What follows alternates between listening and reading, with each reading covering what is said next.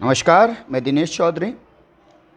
आज हम state board कक्षा 10वीं कंपोजिट हिंदी लोकवाणी पाठ्य पुस्तक में पहली इकाई के अंतर्गत पाठ क्रमांक 5 का अध्ययन करेंगे।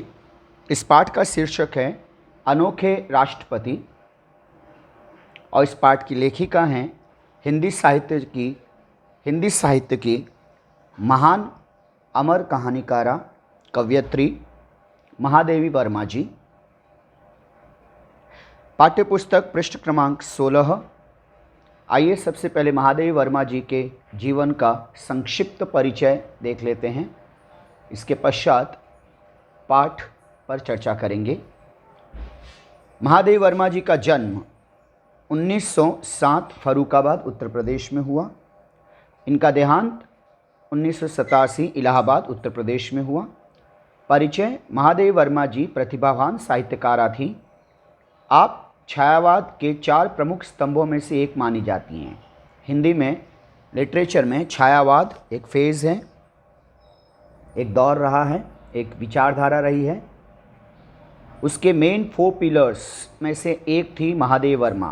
तो रिमेनिंग 3 थे सूर्यकांत त्रिपाठी निराला जी, सुमित्रानंदन पंत जी और जयशंकर प्रसाद जी।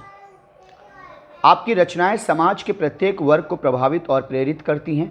आपको आधुनिक युग की मीरा, याद रखिएगा, आधुनिक युग की मीरा कहा जाता है और हिंदी के विशाल मंदिर की सरस्वती कहकर संबोधित किया जाता है, इससे सम्मानित किया जाता है।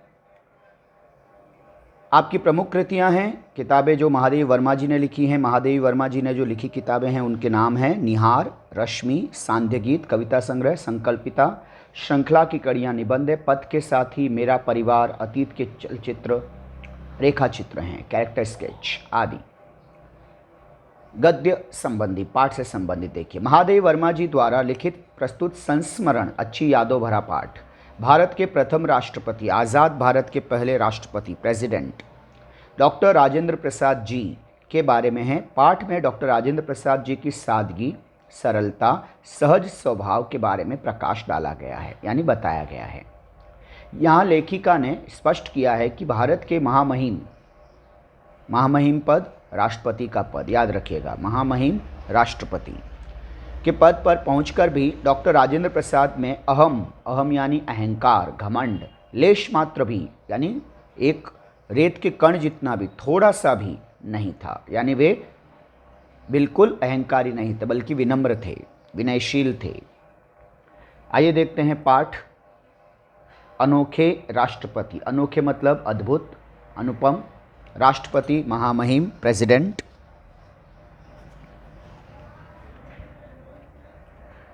पाठ शुरू करते हैं। पृष्ठ क्रमांक 16।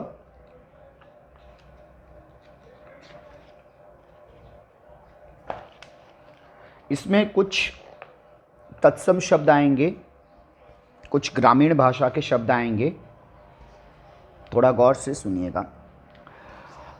राजेंद्र बाबू। अब बच्चों, बाबू का डिक्शनरी मीनिंग यानी पोस्ट के हिसाब से अगर आप देखें तो बाबू एक क्लरिकल जॉब होता है, क्लर्क का जॉब करते हैं, उसे बाबू कहते हैं, बाबूगिरी, क्लरिकल जॉब। लेकिन बिहार में एक सामाजिक सम्मान, स्टेटस, अगर किसी ने साहित्य के क्षेत्र में, सामाजिक क्षेत्र में, राजनीतिक क्षेत्र में, आर्थिक क्षेत्र में अगर एक प्रतिष्ठा हासिल की, एक सम्मान हासिल किया है, तो एक सामाजिक सत्कार, एक सामाजिक संबोधन, उन्हें पुकारते हुए उनके नाम के साथ बाबू शब्द जोड़ा जाता है। अगर किसी के नाम के साथ बाबू शब्द जुड़ा है मतलब वह आदरणीय हैं, वे मान्यवर हैं। तो याद रखना, राजेंद्र बाबू यानी नाम से ही यहाँ पे संबोधन में ही सम्मान प्रकट हुआ है। राजेंद्र बाबू को मैंने पहले यानी सबसे पहले एक सर्वथा एकदम गद्यात्मक वातावरण में, गद्य प्रोज यानी थोड़ा सा भीड़ भरे बड़े माहौल जहाँ पे बहुत बड़ी मात्रा में लोग हों, ऐसे वातावरण में देखा था। परंतु उस गद्य में ने कितने भावात्मक क्षणों की अटूट माला गूंथी है। दरअसल गद्य में भीड़ भड़क का है। गद्य को गर्दी मत समझिए, गद्यात्मक का मतलब प्रोज, पद्य मतलब पोयम। तो पोयम क्या होती है? छोटी होती है, याद रखिए। पोयम में भावनाओं की स्पंदन होती है, भावनाएं अधिक होती हैं। गद्य कई बार थोड़ा नीरस भी हो सकता है, रूखा भी हो सकता है, डिस्क्रिप्टिव भी हो सकता है। जैसे कि आप समझिए बेटा कि आप कविता पढ़ते हैं तो कविताएं छोटी होती हैं। आप नॉवेल पढ़ रहे हैं, क्या वो छोटा होगा? आप कहानी पढ़ रहे हैं, कविता की अपेक्षा तो बड़ी होगी ना। पाठ पढ़ रहे हैं, कविता की तुलना में बड़ी हो। तो इसलिए जिस माहौल में उन्होंने राजेंद्र बाबू को, लेखिका ने जब पहली बार देखा तो बहुत ही भीड़ भरा था, तो उन्होंने तुलना की कि ये मैंने उन्हें गद्यात्मक वातावरण में देखा। लेकिन उसके बावजूद भी वहाँ पे कुछ भावनाएं थी, संवेदनाएं थी। ऐसे लग रहा था जैसे वहाँ पे कविताएं हों, उसमें भी कुछ भाव था, सरस था। तो भावात्मक क्षणों की अटूट, टूट मूल शब्द अ उपसर्ग, अ मतलब नहीं, अटूट बेजोड़ जो कभी न टूटे, ऐसी माला गुथी हुई है, गुथी हुई है, पिरोई हुई है, यह बताना कठिन है। मैं प्रयाग, कुछ दिनों पहले उसे इलाहाबाद कहा जाता था, इसका वास्तविक नाम है प्रयाग, जिसे तीर्थराज भी कहते हैं, संगम भी कहते हैं। 3 नदियों के मिलन स्थल पर बसा हुआ शहर प्रयागराज। गंगा, जमुना, सरस्वती वहाँ पर लुप्त हो जाती है, त्रिवेणी। मैं प्रयाग में बीए, बैचलर ऑफ आर्ट्स की विद्यार्थिनी थी। शीतावकाश, बच्चे 2 शब्द मिलके बने हैं, संधि विच्छेद कीजिए। शीत प्लस अवकाश, स्वर संधि। शीतावकाश, शीत का मतलब हुआ सर्दी, अवकाश का मतलब हुआ छुट्टी। तो विंटर वेकेशन, सर्दियों की छुट्टियाँ। मैं घर, लेखिका अपने घर भागलपुर जा रही थी, स्थान का नाम है भागलपुर।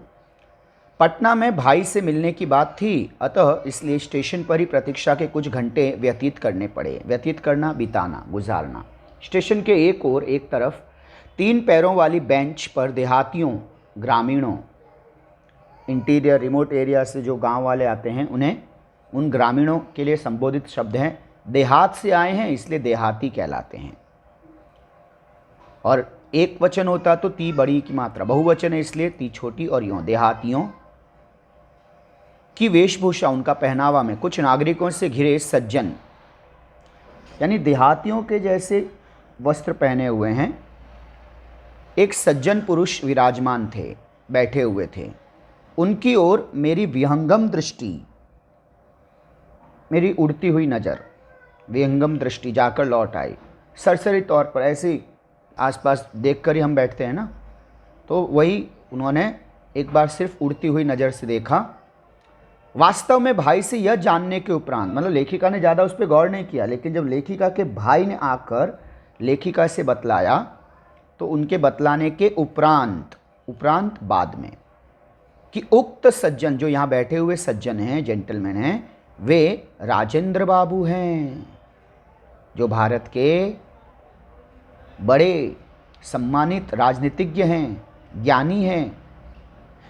तब लेखिका को ख्याल आया कि अरे मुझे अभिवादन का ध्यान आया।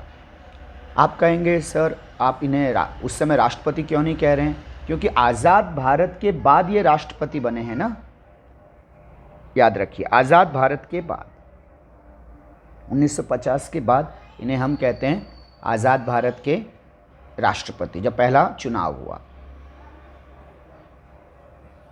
है ना। अब समझिए, लेखिका महादेवी वर्मा जी, इनका जन्म हुआ 1907। ग्रेजुएशन आप समझिए कि इन्होंने मान लीजिए 20-25 साल की उम्र में की हो, ठीक है। बीए का मतलब ये ग्रेजुएशन, तो 1907 से 25 साल जोड़ दीजिए, कितने हुए? आपने गणना कर ली होगी। तो तकरीबन 1932-35 के आसपास, 1932-35 के आसपास की ये घटना है। आई होप आपको समझ में आया होगा। इसलिए मैंने यहाँ पर इनके लिए राष्ट्रपति शब्द संबोधन नहीं रखा। हाँ, लेकिन उस वक्त भी ये काफ़ी प्रसिद्ध थे,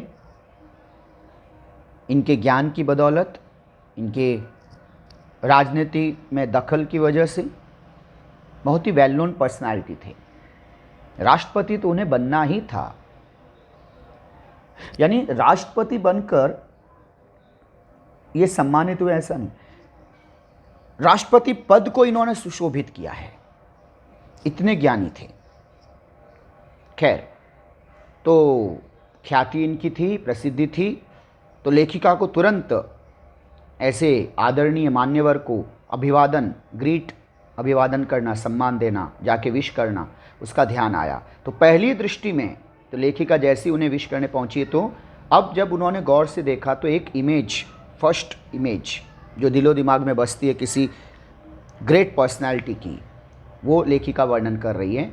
जो आकृति, जो उनका रंग रूप, चेहरा मोहरा मेरी स्मृति में, यादों में अंकित हो गई, उसमें इतने वर्षों में न कोई रेखा, नई रेखा जोड़ी है, न कोई नया रंग भरा है। मतलब जो पहली इमेज मैंने देखी थी, वही इमेज, वही छवि, वही सुंदरता, वही रूप राजेंद्र बाबू का अंत तक लेखिका के दिलो दिमाग में बसा रहा, उसमें कहीं भी कोई हेर फेर नहीं हुआ। मतलब राजेंद्र बाबू का व्यक्तित्व इतना पारदर्शी था, इतना स्पष्ट, इतना पाक साफ निर्मल था कि उसमें कहीं भी समय के साथ अहंकार, घमंड, बदलाव बिल्कुल नहीं आया। वे जैसे ईमानदार, मिलनसार पहले थे, आत्मीय पहले थे, वही बाद में भी रहे। सत्य में से कुछ घटाना या जोड़ना संभव नहीं होता है, उदाहरण दिया लेखिका ने। वैसे ही सच्चे व्यक्तित्व, बच्चों याद रखना, व्यक्तिमत्व मराठी में, हिंदी में व्यक्तित्व में भी कुछ जोड़ना घटाना संभव नहीं होता। जोड़ना घटाना हाइफन आया, इसे योजक चिन्ह कहते हैं, और ये दोनों शब्द क्या हुए आपके? शब्द युग्म। काले घने, अब देखिए लेखिका राजेंद्र बाबू का शारीरिक, उनके कदकाठी का, व्यक्तित्व का वर्णन कर रही हैं कि राजेंद्र बाबू कैसे उन्हें पहली बार दिखे। काले घने पर छोटे कटे हुए बाल, चौड़ा मुख, चौड़ा माथा, घनी भ्रकुटियाँ आईब्रोज, भौहें के बीच बड़ी बड़ी आँखें, मुख के अनुपात में, रेशियो में, कुछ भारी नाक, कुछ गोलाई लिए हुए चौड़ी ठुड्डी, कुछ मोटे पर सुडौल होंठ, श्यामल सांवली झाई देती हुई परछाई, मतलब सांवलेपन से भरी हुई, हुआ गेहुआ वर्ण, भारतीयों का जो रंग होता है, वर्ण यानी रंग। बच्चों ये सारा जो अभी हम पढ़ रहे हैं, इसे आप गूगल पर जाइए, बाबू या आप राजेंद्र प्रसाद, उनका चित्र आप देख लीजिए। ये जो पूरा वर्णन किया गया है, ज्यों का त्यों आपको वहाँ पर स्पष्ट होगा कि लेखिका क्या कहना चाह रही है।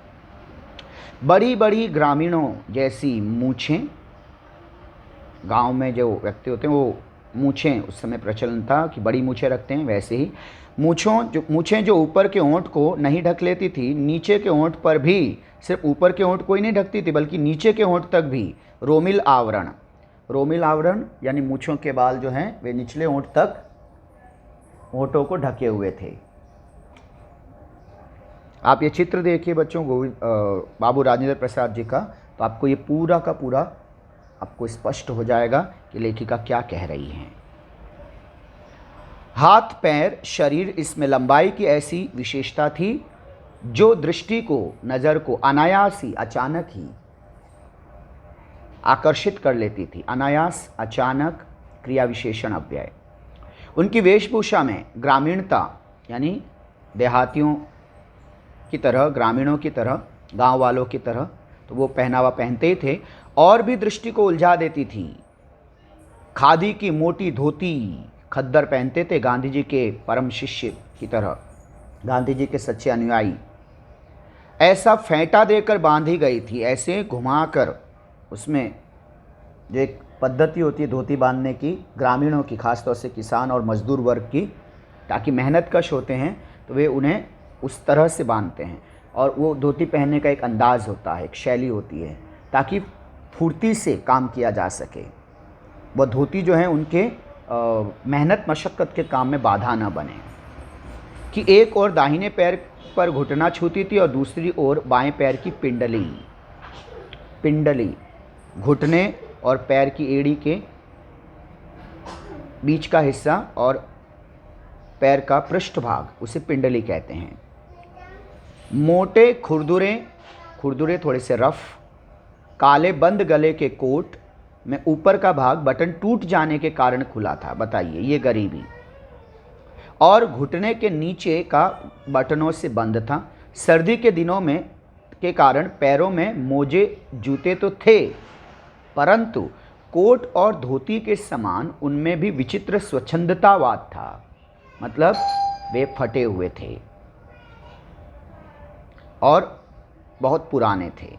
मिट्टी की परत से, मतलब लगातार यात्राएं करते रहने से, घूमते रहने से मिट्टी की एक लेयर, एक परत उन जूतों और मोजों पर जमी हुई थी।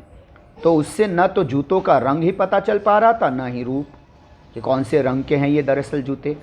गांधी टोपी जो नेता पहनते हैं राजनीतिज्ञ में, वे गांधी टोपी कहलाते हैं। पॉलिटिशियन जो टोपी पहनते हैं उसे गांधी टोपी कहा जाता है। तो गांधी टोपी की स्थिति तो और भी विचित्र थी, अनोखी थी। उसकी आगे की नोक बाई भौं पर खिसक आई थी, यानी पसीने से वह सिर के बहुत नीचे की तरफ आ गई। ज़्यादातर ये गांधी टोपी जैसे पहनी जाती है व्यवस्थित करके, वैसी नहीं थी। यहाँ पर ये बेहाल सी हो गई थी बेचारी। और टोपी की कोर किनारा माथे पर पट्टी की तरह लिपटी हुई थी। देखकर लगता था मानो वे किसी हड़बड़ी में, जल्दबाजी में चलते चलते कपड़े पहनते आए हैं। चलते चलते हाइफन आया, शब्द योजक चिन्ह। अब यहाँ पर ये शब्द युग्म हुआ। साथ ही साथ बच्चों चलते चलते क्रिया विशेषण अव्यय, कपड़े पहनते आए हैं। अतः जो जहाँ जिस स्थिति में अटक गया वह उसी स्थिति में लटका रह गया। मतलब अपनी पोशाक को लेकर ज़्यादा वे सजग नहीं रहते थे। जो है व्यवस्थित हैं ग्रामीणों की तरह, ऐसे नहीं कि पूरा कलर कॉम्बिनेशन देख रहे हैं, सूट हो रहा है कि नहीं देख रहे हैं, बिल्कुल नहीं। यानी इतने सहज और सरल थे। उनकी मुखाकृति, बच्चों यहाँ पे भी दो शब्द मिले हैं, संधि विच्छेद के लिए प्रश्न लिख लो नोटबुक में। मुख प्लस आकृति, स्वर संधि, मुखाकृति। मुख यानी चेहरा, आकृति यानी आकार। तो मुखाकृति चेहरे का रंग रूप, चेहरे का आकार। तो उनका चेहरा देखकर अनुभव होता था कि मानो इन्हें पहले कहीं देखा है, यानी अपने से लग रहे थे, अपनापन था उनके चेहरे में। अनेक व्यक्तियों ने भी उन्हें प्रथम बार देखकर ऐसा ही अनुभव किया। बहुत सोचने के उपरांत बाद में पश्चात ही उस प्रकार की अनुभूति का कारण समझ में आ सका। राजेंद्र बाबू की मुखाकृति ही नहीं, उनके शरीर के संपूर्ण गठन में एक सामान्य भारतीय जन की आकृति और गठन की छाया थी। यानी उन्हें देखकर एक भारतीयता की पहचान होती थी और हर भारतीय उनसे अपनापन महसूस करता था। अतः उन्हें देखने वाले को कोई न कोई आकृति या व्यक्ति स्मरण हो आता था और वह अनुभव करने लगता था कि इस प्रकार के व्यक्ति को पहले भी कहीं देखा है। भारतीयता उनमें प्रकट होती थी, अपनापन महसूस होता था। आकृति और वेशभूषा, पहनावा के समान ही वे अपने स्वभाव और रहन सहन में सामान्य भारतीय या भारतीय कृषक यानी किसान, कृषक मतलब किसान, शेतकरी मराठी शब्द, हिंदी में किसान, का प्रतिनिधित्व, रिप्रेजेंटेशन करते थे। प्रतिभा और बुद्धि, टैलेंट, ब्रिलियंस, इंटेलिजेंस की विशिष्टता, ये खूबी उनमें थी। बहुत ही नामचीन वकील, बहुत ही महाज्ञानी, जिज्ञासु, बुद्धिजीवी थे, ज्ञान पिपासु थे। के साथ साथ उन्हें जो गंभीर संवेदना, इमोशन, सेंसिटिविटी प्राप्त हुई थी, वही उनकी सामान्यता को गरिमा, गौरव प्रदान करती थी। यानी इतने ज्ञानी होकर भी सादगीपूर्ण जीवन जीते थे। कहा भी गया है, विद्या ददाति विनयम विद्या विनयन शोभते।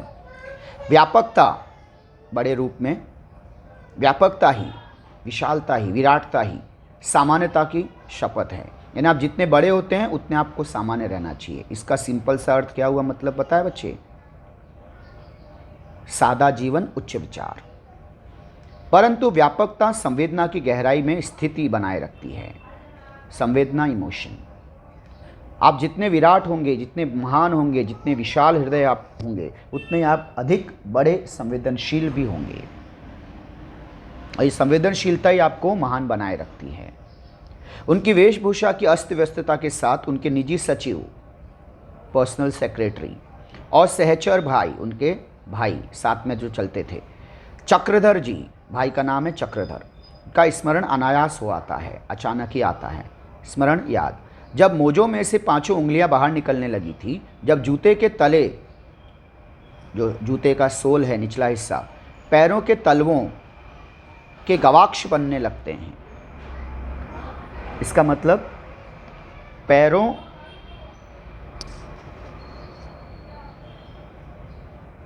का निचला हिस्सा, सोल इतने फट गए हैं कि पैर की निचले हिस्से, पिछले हिस्से की जो एड़ियां हैं उनमें भी कंकर चुभने से, कांटे चुभने से वे एड़ियां फट गई है, उनसे खून बह रहा है, वे जख्मी हो चुके हैं, गवाक्ष हो रहे हैं।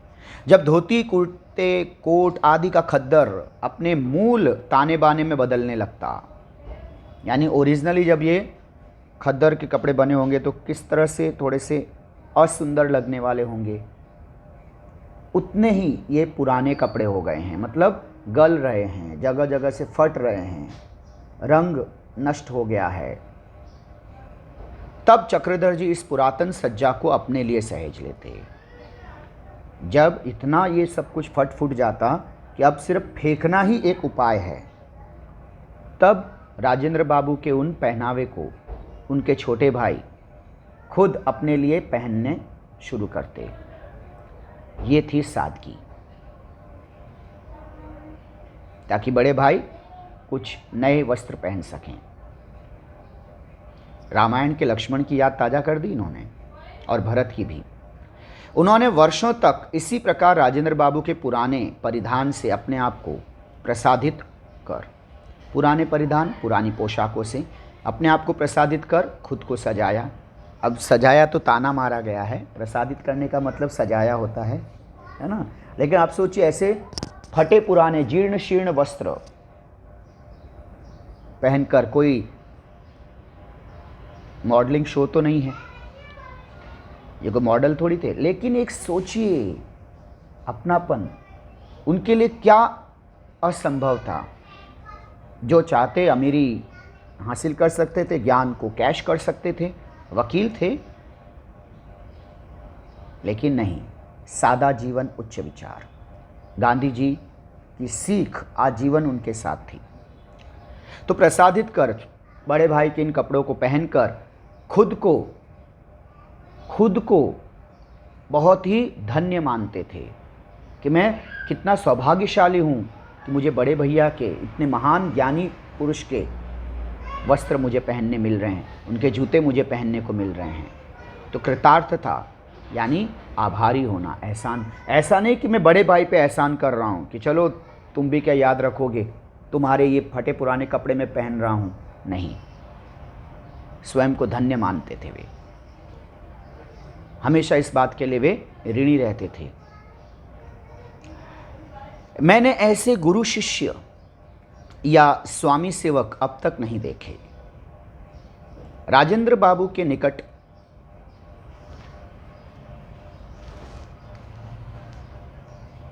उनके पास, उनके समीप संपर्क में आने का अवसर मुझे 1937, मैंने कहा था ना बच्चों, 1935 के आसपास की घटना है। उसके बाद 1937 में जब लेखिका राजेंद्र बाबू के थोड़े परिचय के दायरे में आगे आई, जब वे कांग्रेस के अध्यक्ष के रूप में, याद रखिए 1937 के आसपास, उस समय जो कांग्रेस पार्टी थी, जो भारतीयों का प्रतिनिधित्व करती थी देश में, उसकी बात हो रही है। वर्तमान मौजूदा कांग्रेस पार्टी का यहाँ पर आप उससे संपर्क न जोड़ें।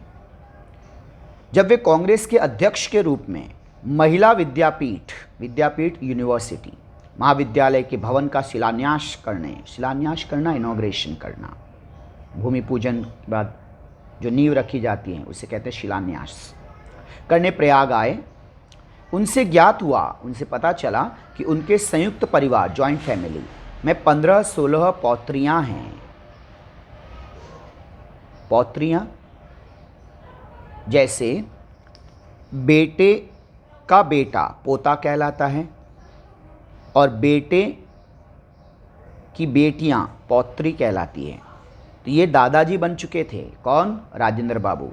और वे कहते हैं हमारी जॉइंट फैमिली है और हमारे परिवार में, जॉइंट फैमिली में बड़ा कुनबा है, वहाँ पे 15-16 पोत्रियां हैं, पौत्रियां, जिनकी पढ़ाई की व्यवस्था नहीं हो पाई। सोचिए बच्चों, 1937 में ये ज्ञानी बुद्धिजीवी राजेंद्र बाबू जी नारी शिक्षा के लिए भी सचेत हैं।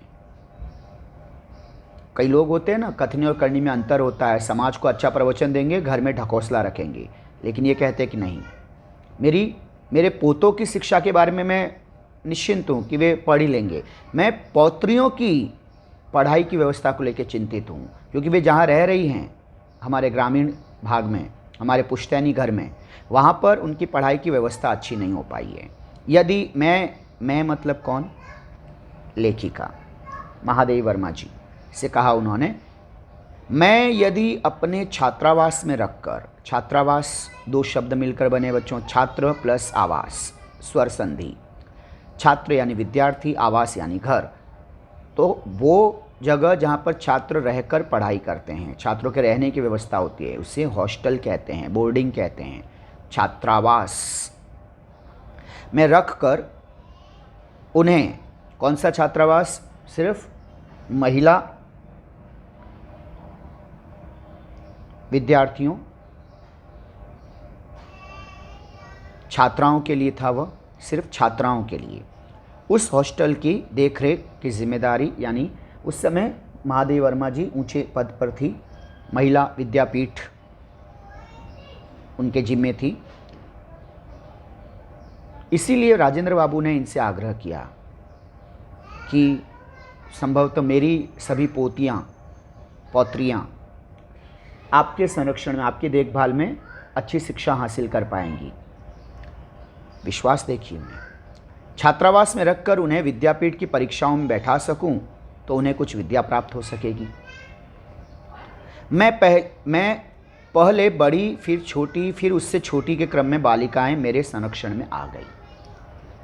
परिवार में सबसे पहले बड़ी आई, फिर छोटी, फिर उससे छोटी। इस क्रम में राजेंद्र बाबू के परिवार की सभी कन्याएं महादेवी वर्मा जी के संरक्षण में, उनके गाइडेंस में, उनके गार्जियनशिप में, उनकी देखभाल में वे आती रहीं, पढ़ती रहीं, परीक्षाएं देती रही। महादेवी जी यथासंभव उनके पढ़ाई में, उनके रहन सहन में हर संभव मदद करती रही। उन्हें देखने प्राय, उन बालिकाओं को मिलने के लिए प्राय अक्सर उन बालिकाओं की दादी, अब सोचिएगा बच्चा, दादी और कभी कभी दादा, तो सोचो बेटा, पौत्रियां लेखिका के इसमें आई हैं, तो उन पौत्रियों के दादी दादा कौन होंगे? स्वाभाविक है, राजेंद्र बाबू जी और उनकी पत्नी।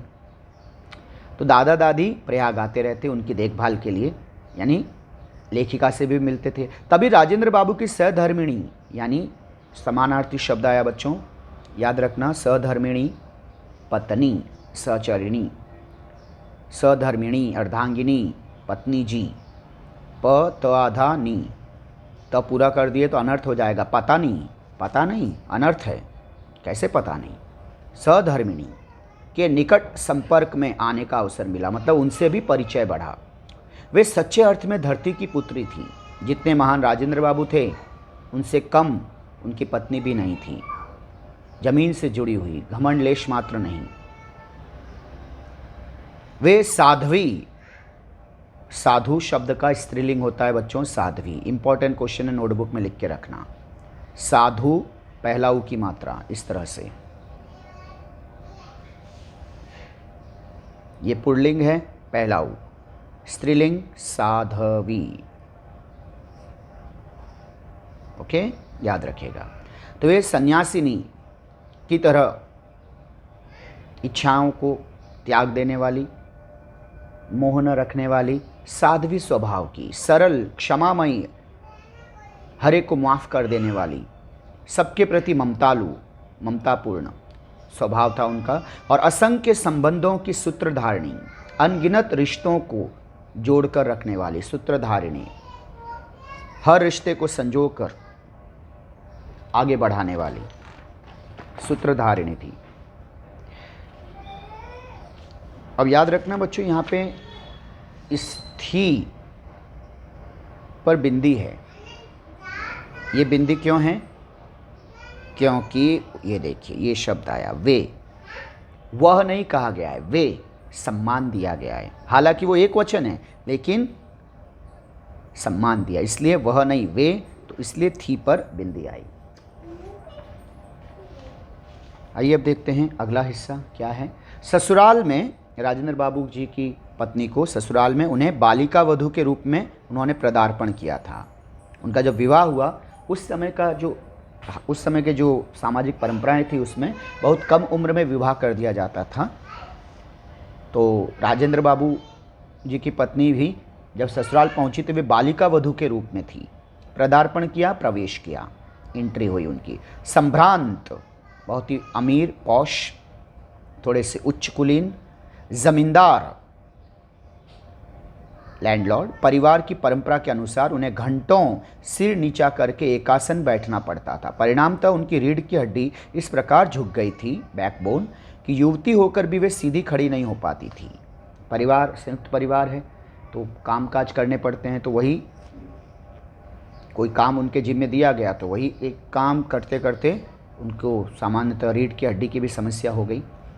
बालिकाओं के संबंध में राजेंद्र बाबू का स्पष्ट निर्देश था कि वे सामान्य बालिकाओं के समान बहुत सादगी और संयम से रहें। ऐसा नहीं कि हम अमीर घर से हैं, हम राजेंद्र बाबू की पौत्रियां हैं तो इसका कोई बेजा गलत फ़ायदा उठाएं, बिल्कुल नहीं। वे खादी के कपड़े पहनती थीं जिन्हें वे स्वयं ही धो लेती थीं। उनके साबुन तेल आदि का व्यय खर्च भी सीमित था, लिमिटेड।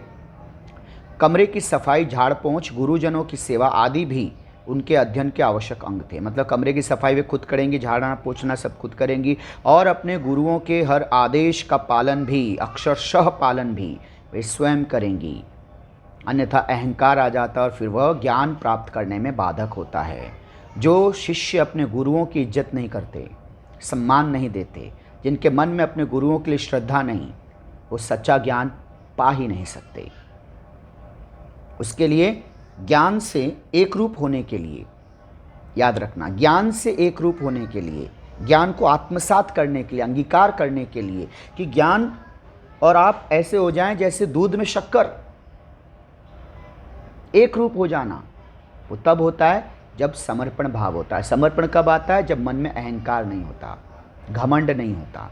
जिज्ञासु होना अलग चीज़ है, और गुरु पर संदेह करना, गुरु पर अविश्वास करना, गुरु का अपमान करना, ये दूसरी चीज है।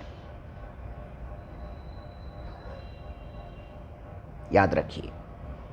अन्यथा जब आपके मन में अहंकार है, घमंड है, बुरे विचार हैं, गुरु का अपमान करने की भावना है, तो याद रखिए फिर आप उस ज्ञान में आपकी हालत कैसी होती पता है? जैसे दूध में शक्कर, तो जब आप समर्पण हो जाएंगे, लेकिन तेल पर जब पानी छिड़केंगे ना, उबलते हुए तेल पर, तो वह तेल और पानी कभी भी एक रूप नहीं हो सकते। वह पानी ऊपर ऊपर ही तैरेगा। तेल में तेल डाल दीजिए, घी में घी डाल दीजिए, वो मिल जाएगा, लेकिन पानी वो ऊपर ही तैरेगा। वैसे ही ये अहंकार आपको ज्ञान से एक रूप नहीं होने देता, वो अलग ही रखता है, ऊपर ऊपर ही रहने देता है। नतीजा जीवन में असफलताएं। तो राजेंद्र बाबू इस चीज को जानते थे क्योंकि वे स्वयं बुद्धिजीवी थे, वे ज्ञानी थे, महाज्ञानी थे। उन्हें पता था कि उनके ज्ञानी होने से उनकी पौत्रियां भी ज्ञानी हो जाएगी, जरूरी नहीं है। उन पौत्रियों के अंदर भी ये कर्म, ये ज्ञान आवश्यक है, इसलिए उन्होंने उनके ऐसी व्यवस्था की हुई थी। उस समय स्वतंत्रता संघर्ष, स्वातंत्र्य मराठी शब्द, हिंदी में स्वतंत्रता, इसमें याद रखिए तंत्र मूल शब्द है, स्व उपसर्ग है, ता प्रत्यय है।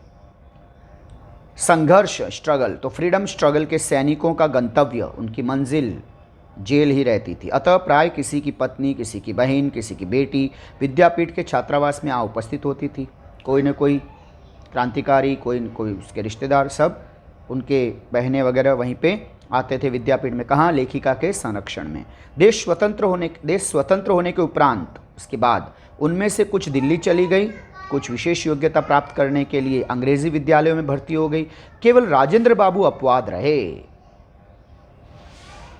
बहुतों ने अलग अलग मंजिलें तय कर ली, लेकिन राजेंद्र बाबू इसके एक्सेप्शनल केस रहे, अपवाद रहे। उनके भारत के प्रथम राष्ट्रपति हो जाने के बाद भी अब आया असली मुद्दा। राष्ट्रपति बन गए हैं, अब क्या असंभव है? लेकिन नहीं, इसके बावजूद भी मुझे स्वयं उनकी पौत्रियों के संबंध में चिंता हुई कि अरे अब तो इनका कुछ थोड़ा स्टैंडर्ड बढ़ाइए, लेकिन नहीं। तब जब लेखिका ने इस संदर्भ में उनसे बात की तो राजेंद्र बाबू की तरफ से उन्हें स्पष्ट उत्तर मिला, महादेवी बहन, दिल्ली मेरी नहीं है। जो प्रेसिडेंसी हाउस में, जो प्रेसिडेंट हाउस है, राष्ट्रपति भवन हम जिसे कहते हैं, वहाँ पर मैं रहता हूँ, आज़ाद भारत का, देश का सर्वोच्च नागरिक, राष्ट्रपति बन के। लेकिन वो दिल्ली मेरी बपौती नहीं है, मेरी जागीर नहीं है, मेरी अपनी संपत्ति नहीं है। यह राष्ट्रपति भवन, जिसे पहले आज़ादी से पहले वाइसरॉय हाउस कहा जाता था, आज़ादी के बाद हमने इसे राष्ट्रपति भवन कहा है, यह मेरा नहीं है। अहंकार में अगर घमंड से मेरी पौत्रियों का दिमाग खराब ना हो जाए, है ना, अगर वो इस घर में आके रहेगी, शान शौकत देखेगी, सुख सुविधाएं देखेगी, लेकिन आप भूल जाते हैं कि ये मैं सिर्फ 5 साल के लिए राष्ट्रपति हूँ, उसके बाद तो ये नहीं रहेगा। लेकिन ये 5 साल में मेरी पौत्रियों के दिलो दिमाग में अगर कहीं अहंकार आ गया, घमंड आ गया, तो पूरा जीवन बर्बाद हो जाएगा। बल्कि सिर्फ उनका ही नहीं, उनके भविष्य में जो भी परिवार जुड़ेंगे, जहाँ उनका विवाह होगा, उनकी संतान, उन सब का जीवन नष्ट हो जाएगा। सोचिए कितने दूरदर्शी थे राष्ट्रपिता, हमारे राष्ट्रपिता, क्या कह रहा हूँ मैं, राष्ट्रपति जी। तुम केवल इसकी चिंता करो, माफ कीजिएगा मैंने पहले राष्ट्रपिता कहा है, राष्ट्रपति। तो अहंकार से मेरी पौत्रियों का दिमाग खराब न हो जाए, तुम केवल इसकी चिंता करो। वे जैसी रहती आई हैं, जिस जीवन शैली की उन्हें आदत पड़ी है, उसी प्रकार वे रहेंगी। कर्तव्य विलास, कर्तव्य फर्ज जिम्मेदारी, विलास ऐशो आराम, लग्जरी नहीं, कर्मनिष्ठा है। सही मायने में फर्ज क्या है? अय्याशी करना नहीं, लग्जरियस कंफर्ट लाइफ जीना नहीं, बल्कि कर्तव्य क्या है? कर्मनिष्ठा, अपनी जिम्मेदारी के प्रति ईमानदारी। उनकी सहधर्मिणी बाबू राजेंद्र प्रसाद जी की पत्नी में भी किसी प्रकार का परिवर्तन नहीं हुआ। जब राष्ट्रपति भवन में उनके कमरे से जुड़ी हुई रसोई घर बन गया, तब वे दिल्ली गई। ऐसा नहीं कि हम राष्ट्रपति की पत्नी हैं तो नौकर चाकर हैं, खाना बनाए, ऑफिस स्टाफ मिला हुआ है, लेकिन नहीं, जब वहाँ पे बाकायदा उनके लिए अच्छे से एक अच्छा रसोई घर बनाया गया, तब वे आई। इसका मतलब आप समझें, वे खाना स्वयं बनाएंगी, कोई अहंकार नहीं। अंत तक स्वयं भोजन बनाकर सामान्य भारतीय गृहिणी, घर परिवार संभालने वाली महिला गृहिणी के समान पति, परिवार तथा परिवार के लोगों को खिलाने के उपरांत, खिलाने के बाद वे स्वयं अन्न ग्रहण करती थीं। याद रखिए बेटा, थी पे बिंदी। क्यों? सम्मान दिया गया। उस विशाल भवन में यदि अपने अद्भुत आतिथ्य, मेहमान नवाजी की बात न कहूँ तो कथा अधूरी रह जाएगी। बालिकाओं की दादी ने, यानी राजेंद्र प्रसाद जी की पत्नी ने, मुझे दिल्ली आने का विशेष निमंत्रण तो दिया ही, साथ ही प्रयाग से सिरकी के बने, अब ये देखिए न्योता दिया गया है लेखिका को, क्योंकि परिवार की आत्मीयता, लेखिका भी उनके इसमें है।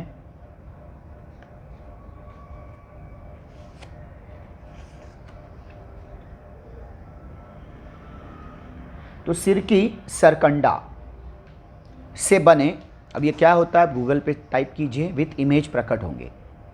हर एक शब्द के समानार्थी शब्द नहीं होते हैं। ये बिहार में जिनका जीवन बीता है वे लोग जानते हैं। आप अगर नहीं जान पा रहे हैं तो कृपया गूगल महोदय की सहायता लीजिए। शाब्दिक अर्थ है इसका सरकंडा से बने 1 दर्जन सूप लाने के भी आदेश दिए। वो सूप नहीं जो हम लोग भोजन में ग्रहण करते हैं, सूप पीते हैं, वो सूप नहीं। सूप से मतलब है अनाज को पछाड़ने का सीक से बना हुआ साधन। घर परिवार में आपने देखा होगा, वो मोटी कांडी होती है, उससे बना हुआ सूप होता है, जिससे अनाज को फटका जाता है, साफ़ किया जाता है, उससे छिलके, कंकड़ थोड़े अलग छांटे जाते हैं। तो सूप लाने का उन्होंने आदेश दिया कि राष्ट्रपति भवन में हैं भले ही हम, लेकिन हम तक ये सुविधाएं नहीं हैं। आप इलाहाबाद से आ ही रही हैं तो कृपया 1 दर्जन सूप ले आइए ताकि हम यहाँ पे अनाज साफ कर सकें।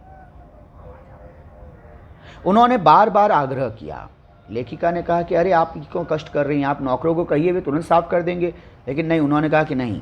बार बार उन्होंने निवेदन किया, आग्रह किया कि मैं उनके लिए इतना कष्ट अवश्य उठाऊं, क्योंकि फटकने और पछोड़ने के लिए सिरकी के सूप बहुत अच्छे होते हैं अनाज साफ करने के लिए, पर कोई उन्हें लाने वाला ही नहीं मिलता। प्रथम श्रेणी फर्स्ट क्लास के डिब्बे में 12 सूपों के टांगने पर जो दृश्य उपस्थित हुआ, लेखिका जब फर्स्ट क्लास से ट्रेन में फर्स्ट क्लास में बैठी और उन्होंने जब ये सूपों के 12 1 दर्जन सूप हैं, तो ये सामान्यतः ग्रामीण लोग लेके जाते हैं और कोई लिया तो भी 1 आध सूप लेता। 1 दर्जन तो स्वाभाविक है थोड़ा सा लोगों की हैरानी भरी नज़रें लेखिका की तरफ उठी। उससे भी अधिक विचित्र दृश्य तब प्रत्यक्ष हुआ जब राष्ट्रपति भवन से आई बड़ी कार पर यह उपहार लादा गया। कार के ऊपर जहाँ पे लगेज रखा जाता है, वहाँ पे जब ये रखा गया तब लोग हैरान हुए, आए राष्ट्रपति भवन में ये क्या लेके जा रहे हैं। राष्ट्रपति भवन के